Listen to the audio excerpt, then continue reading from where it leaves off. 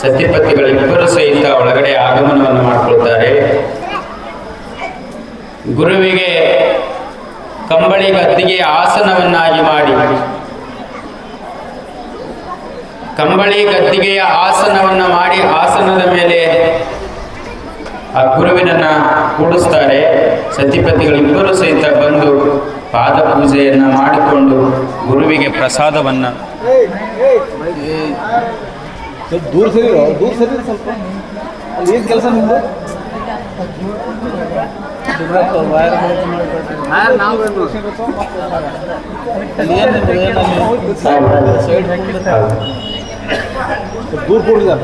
ಜಗದ್ಗುರು ರೇವಣಸಿದ್ದೇಶ್ವರರಿಗೆ ಪ್ರಸಾದವನ್ನ ಮಾಡಿಸ್ತಾರೆ. ಅದಾದ ಮೇಲೆ ಜಗದ್ಗುರು ರೇವಣಸಿದ್ದೇಶ್ವರರಿಗೆ ಅಗಸ್ತ್ಯ ಮಹಾಮುನಿಗಳಿಗೆ ಒಂದಿಷ್ಟು ಕುಶಲೋಪಚಾರಗಳಾದ ಮೇಲೆ ಭಕ್ತಿಯ ಮಾರ್ಗವನ್ನ ಜಗದ್ಗುರು ರೇವಣಸಿದ್ದೇಶ್ವರರು ಬೋಧನೆಯನ್ನು ಮಾಡ್ತಾರೆ. ಅಗಸ್ತ್ಯ ಮಹಾಮುನಿಗಳಿಗೆ ಶಿವತತ್ವ ಪಂಚಾಕ್ಷರಿಯ ಉಪದೇಶವನ್ನ ನೀಡಿ ಆ ಶಿಷ್ಯನನ್ನ ಅಗಸ್ತ್ಯ ಮಹರ್ಷಿಗಳಿಗೆ ಅಷ್ಟಾಂಗ ಯೋಗಗಳನ್ನೆಲ್ಲ ಬೋಧನೆಯನ್ನ ಮಾಡಿ ಗುರುವಿಗೆ ಶಿಷ್ಯನ ಬೀಳ್ಕೊಡುವಂತ ಸಮಾರಂಭ. ಜಗದ್ಗುರು ರೇವಣಸಿದ್ದೇಶ್ವರರು ಈ ಭೂಲೋಕದೊಳಗಡೆ ನೀನು ನುಡಿದಂತ ಮಾತುಗಳೆಲ್ಲ ನಿಜ ಆಗಲಿ, ನೀನಂದ ನೀನು ಕೈ ಇಡ್ತೀಯಲ್ಲ, ನೀನಿಟ್ಟಂತ ಹಸ್ತ ಎಂದು ಸಹಿತ ಖುಷಿ ಹುಟ್ಟಿ ಇರಲಿ ಅಂತ ಆಶೀರ್ವಾದವನ್ನ ಮಾಡಿ ಆಕಾಶ ಮಾರ್ಗವಾಗಿ ಜಗದ್ಗುರು ರೇವಣಸಿದ್ದೇಶ್ವರರು ಲೋಕ ಸಂಚಾರವನ್ನ ಮಾಡುತ್ತಾ ಕಾಂಚೀಪುರ ಅನ್ನುವಂತ ಗ್ರಾಮ, ಆ ಗ್ರಾಮದೊಳಗಡೆ ದೊಡ್ಡ ರಾಜ ಚೋಳ ಅಂತ ಬರ್ತಾರೆ. ಚೋಳ ರಾಜ ದೊಡ್ಡ ಭಕ್ತ, ವಿಷ್ಣುವಿನ ದೊಡ್ಡ ಭಕ್ತನಾಗಿದ್ದ. ನಿತ್ಯ ಭಗವಂತನ ಸ್ತುತಿಯನ್ನ ಮಾಡ್ತಾ ಇದ್ದ. ತನ್ನ ರಾಜ್ಯದಲ್ಲಿರುವಂತ ಎಲ್ಲಾ ಭಕ್ತಾದಿಗಳನ್ನ ಸೇರಿಸಿ ತಿಂಗಳಿಗೆ ಒಮ್ಮೆ ಪ್ರತಿ ಸಲ ತಪ್ಪದೇನೆ ನಿತ್ಯ ಬಂದಂತ ಭಕ್ತಾದಿಗಳಿಗೆಲ್ಲ ಪ್ರಸಾದ ವ್ಯವಸ್ಥೆ ಮಾಡ್ತಾ ಇದ್ದ. ಯಾರೇ ಬಡವರು ಬರಲಿ, ದೀನರು ಬರಲಿ, ದಲಿತರು ಬಂದರೂ ಸಹಿತ ಅವ್ರಿಗೆಲ್ಲರಿಗೂ ಭಕ್ಷ್ಯ ಭೋಜನಗಳನ್ನು ಏರ್ಪಡಿಸಿ ಹೋಗುವಾಗ ಬಟ್ಟೆಗಳನ್ನ ಕೊಟ್ಟು ದಕ್ಷಿಣೆಯನ್ನ ಕೊಟ್ಟು ಕಳಿಸುವಂತ ಪದ್ಧತಿ ಇಟ್ಟುಕೊಂಡಿದ್ದ ಯಾರು? ಚೋಳ ರಾಜ. ಹೀಗಿರುವಾಗ ನಿಮ್ಮೆಲ್ಲರ ಒಡೆಯನಾಗಿರುವಂತ ಮಾನವ ಕುಲವನ್ನ ಉದ್ಧರಿಸಲು ಬಂದಿರುವಂತ ಜಗದ್ಗುರು ರೇವಣಸಿದ್ದೇಶ್ವರರು, ನಮ್ಮ ಕಥಾನಾಯಕನಾಗಿರುವಂತ ಜಗದ್ಗುರು ರೇವಣಸಿದ್ದೇಶ್ವರರು ಕಾಂಚೀಪುರ ನಗರಕ್ಕೆ, ಕಾಂಚೀಪುರ ಪಟ್ಟಣಕ್ಕೆ ಪಾದಾರ್ಪಣೆ ಮಾಡ್ತಾರೆ. ಯಾವ ನಿಟ್ಟಿನೊಳಗಡೆ ಪಾದಾರ್ಪಣೆ ಮಾಡ್ತಾರೆ ಅಂದ್ರೆ ಪುಣ್ಯಾತ್ಮರೇ, ನಾನಾಗ್ಲೇ ಹೇಳಿದೆ 1400 ವರ್ಷ ಭೂಮಿಯನ್ನ ಸಂಚಾರ ಮಾಡ್ತಾರೆ. ಅರಿತು 700 ವರ್ಷ, ಅರಿದೆ 700 ವರ್ಷ. ಅರಿತು 700 ವರ್ಷ ಅಂತಂದ್ರೆ ಭಗವಂತನ ಇರುವಿಕೆಯ ರೂಪದೊಳಗಡೆ ಎಲ್ಲರಿಗೂ ದರ್ಶನವನ್ನ ನೀಡುವುದು. ಅರಿದೇ ಇರುವ ವೇಷದೊಳಗಂತಂದ್ರೆ ಹುಚ್ಚನಂತೆ ಕಾಣುವುದು, ಉನ್ಮತ್ತನಾಗಿ ಕಾಣುವುದು, ಹುಡುಗರ ಹಾಗೆ ನಟನೆ ಮಾಡುವುದು, ಮುದುಕರ ಹಾಗೆ ಕಾಣುವುದು. ಹಂಗ ರೇವಣಸಿದ್ದೇಶ್ವರ ಕಾಂಚೀಪುರ ಯಾವ ನಿಟ್ಟಿನೊಳಗ ಆಗಮನ ಮಾಡ್ತಾರೆ ಅಂತಂದ್ರೆ ಹುಚ್ಚನಾಗಿ, ಸಣ್ಣ ಹುಡುಗನಾಗಿ ಕಾಂಚೀಪುರ ಮಾಡ್ತಾರೆ.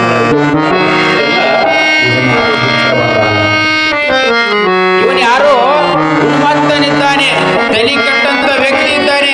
ಈತನ ವೇಷಭೂಷಣಗಳನ್ನ ನೋಡ್ರಿ, ಕೇವಲ ದೇಹವನ್ನ ಮರೆಮಾಚುವಷ್ಟು ವಸ್ತ್ರ ಸುತ್ತಕೊಂಡನ. ಕೈಯೆಲ್ಲ ಎಕಡೆ ಕಡದವ, ಹಲ್ಲೆಲ್ಲ ಹೋಗಿದಾವ, ಬಾಯಾಗ ಕಟ್ಟಬಾಯಿ ಚೊಲ್ಲ ಸುರಿತೈತಿ. ಇದೆಲ್ಲ ನೋಡಿರುವಂತ ಜನ ಇವನ್ ಯಾರೋ ರೋಗಿಷ್ಠ. ಒಬ್ರೊಬ್ರು ಜನ ಎಲ್ಲ ಒಂದೊಂದು ತರ ಕರೀತಾರೆ ಜಗದ್ಗುರು ರೇವಣಸಿದ್ದೇಶ್ವರರನ್ನ. ಹೇಗೆ ಕರೀತಾ ಇದ್ರು ಅಂತಂದ್ರೆ, ನಾವೆಲ್ಲಂತೂ ಯಾರಾದ್ರೂ ಒಂದಿಷ್ಟು ಈ ಮೊನ್ನೆ ಕೊರೋನಾ ಅಂತ ಆಗಿತ್ತು 2019ರಲ್ಲಿ, ಯಾರಾದ್ರೂ ಒಂದು ಸ್ವಲ್ಪ ಕೊರೋನಾ ಬಂದದ ಅಂತ ಗೊತ್ತಾದ್ರೆ ಸಾಕು ಎಲ್ಲರೂ ಹೆಂಗ್ ಮಾಡ್ತಿದ್ದೀರಿ, ಹಿಂಗೆ ಮೂಗು ಮುಚ್ಕೊಂಡಿಟ್ಟು ದೂರ ಹೋಗ್ತಿದ್ದೇವ.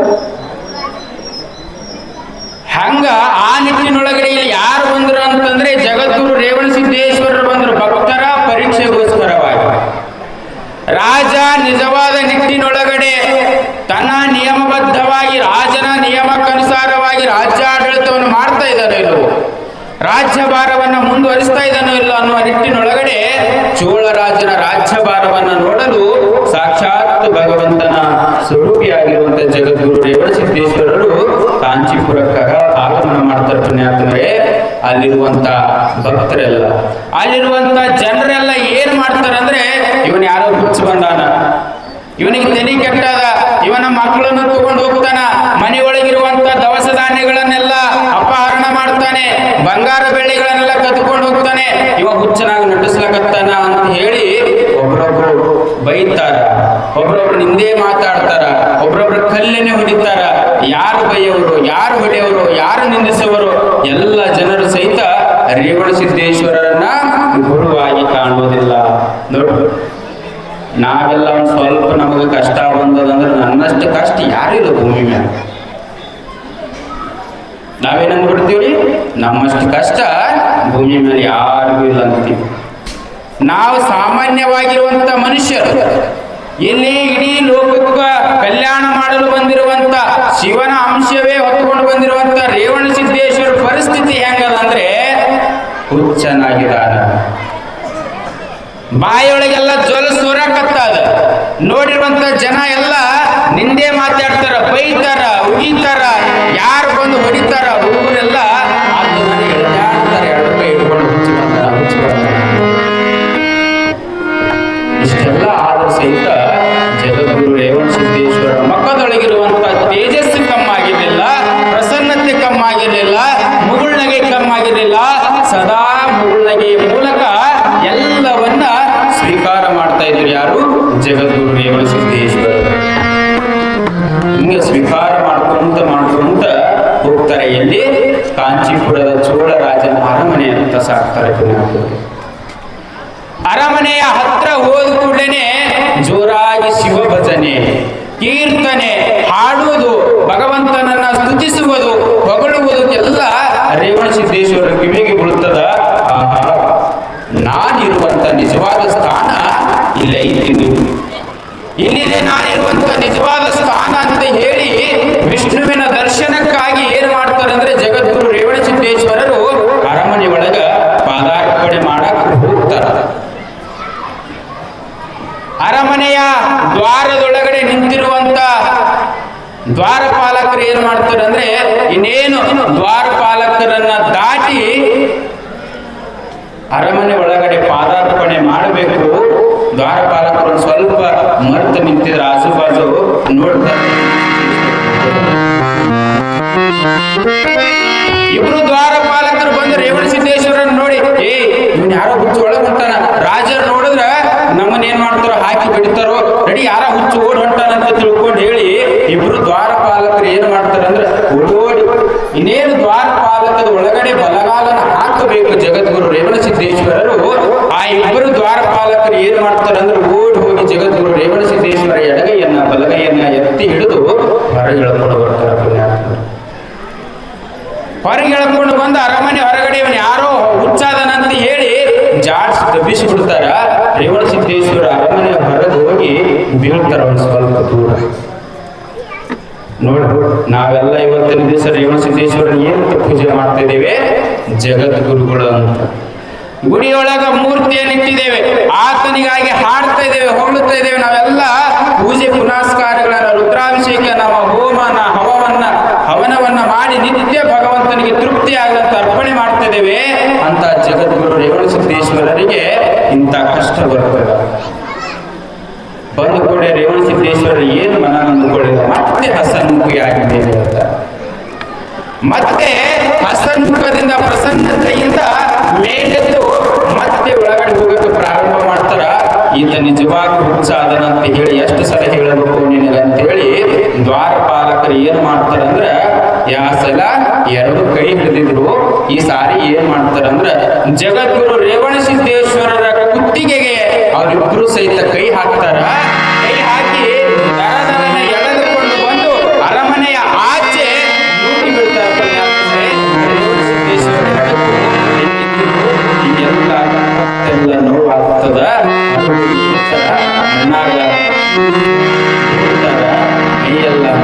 ಆಗ್ತದ ಭಗವಂತನನ್ನು ಕೇಳ್ತಾರ, ಹೇ ಭಗವಂತ ಇದಕ್ಕೆ ಕಳಿಸ್ತೀಯ ನನಗೆ ಭೂಲೋಕ ಅಂತ ಅನ್ನುವ ನಿಟ್ಟಿನೊಳಗ ಮನಸ್ಸಿಗೆ ನೋವನ್ನು ಮಾಡ್ಕೋತಾರೆ ರೇವಣಸಿದ್ಧರು.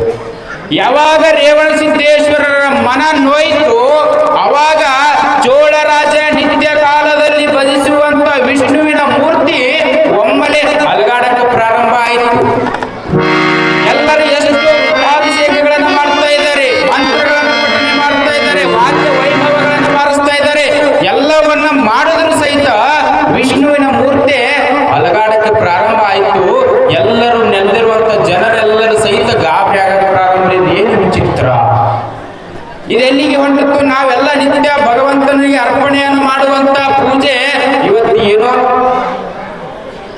ಅಯೋಧ್ಯೆ ಆಗಿಲ್ಲ, ಹಾಳಾಗೋಗ್ತೇನು ಅಂತ ಎಷ್ಟೆಲ್ಲ ಜನರು ಹೋಗ್ತಾರೆ ಮೂರ್ತಿ ಹತ್ರ ಹೋಗಿ ಪೂಜೆ ಮಾಡುವಂತ ವೈದಿಕರೆಲ್ಲ ಮೂರ್ತಿಯನ್ನ ಮುಟ್ಟುತ್ತಾರೆ, ಆ ಮಖವನ್ನ ನಿಲ್ಲಿಸ್ಲಾಕ ಪ್ರಯತ್ನ ಪಡ್ತಾರೆ. ಯಾರೇ ಬಂದರೂ ಸಹಿತ ಮೂರ್ತಿ ಅಲಗಾಡುವುದು ನಿಲ್ಲುವುದಿಲ್ಲ. ನಿಲ್ಲದಕ್ಕಾಗದೇ ಇರುವಂತ ಸ್ಥಿತಿ ಒಳಗ ಏನು ಪೂಜೆ ಮಾಡುವಂತ ಪುರೋಹಿತರೆಲ್ಲ ಇದು ನಮ್ಮಿಂದ ಆಗಲ್ಲ, ಇದು ನಮ್ಮಿಂದ ಆಗದೇ ಇರುವಂತ ಕಾರ್ಯ, ಇದನ್ನು ಹೋಗಿ ತುರ್ತಾಗಿ ಬೇಗನೆ ರಾಜನಿಗೆ ವಿಷಯ ಮುಟ್ಟಿಸಬೇಕಂತ ಹೇಳಿ ಅಲ್ಲಿ ಪೂಜೆ ಮಾಡುವಂತ ಭಕ್ತ ಏನು ಮಾಡ್ತಾನೆ, ಓಡೋಡಿ ಹೋಗಿ ರಾಜನ ಹತ್ರ, ಯಪ್ಪ ರಾಜ ನಮ್ಮಿಂದ ಅಚಾತುರ್ಯ ಆಗಿದೆ, ನಮ್ಮಿಂದ ಅವಘಡ ಸಂಭವಿಸಿದೆ, ಹೇ ಗುರುನಾಥ ಅಲ್ಲಿ ದೇವಾಲಯದೊಳಗಿರುವಂತ ವಿಷ್ಣು ಮೂರ್ತಿ ಅಲಗಾಡಕತ್ತಿದೆ, ನಿಲ್ಲಲಾಗ್ಯದ. ರಾಜಾಗ ತಿಗಿದು ಬಡದಂಗಾಯ್ತು.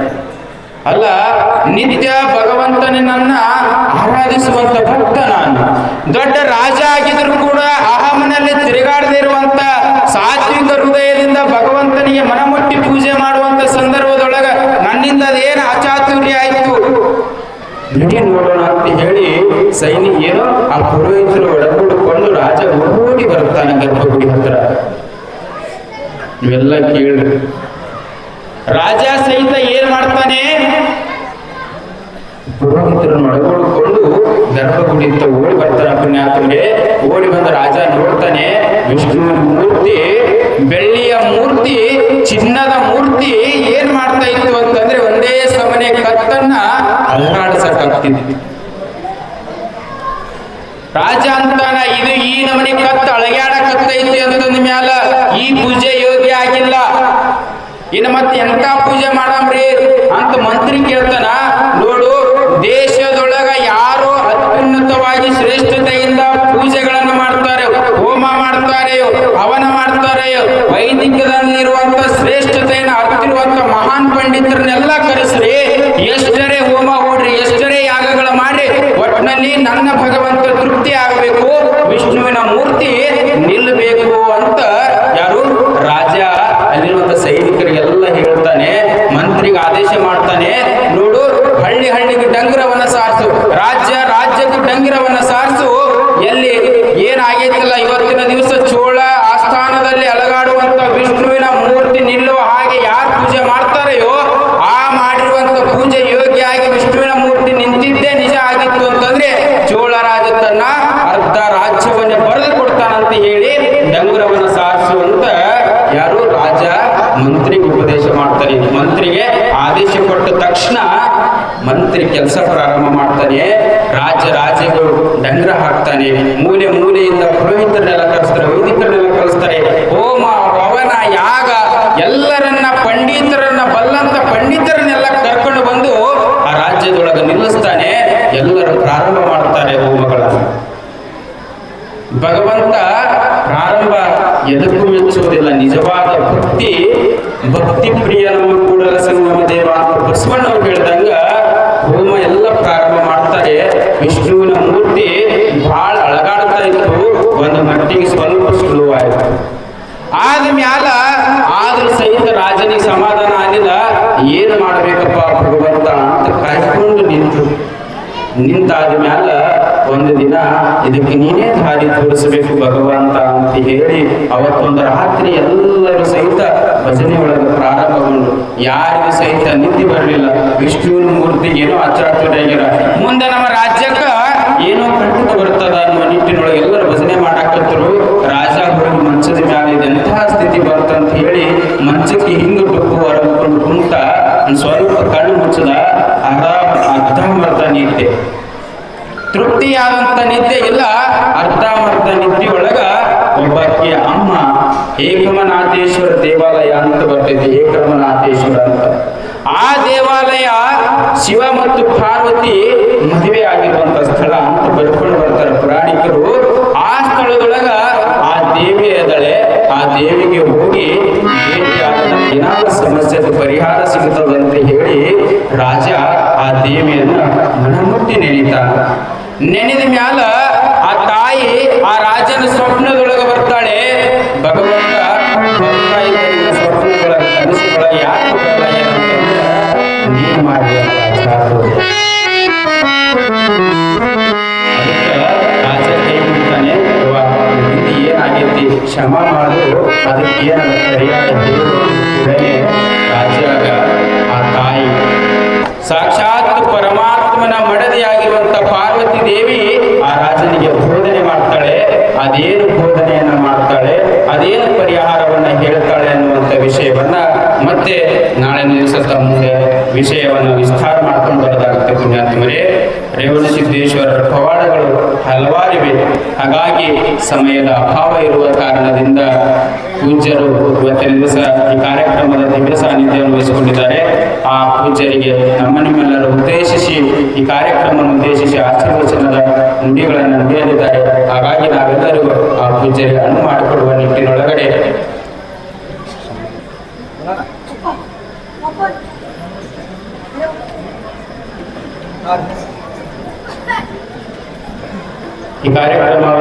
ಈ ಕಾರ್ಯಕ್ರಮದ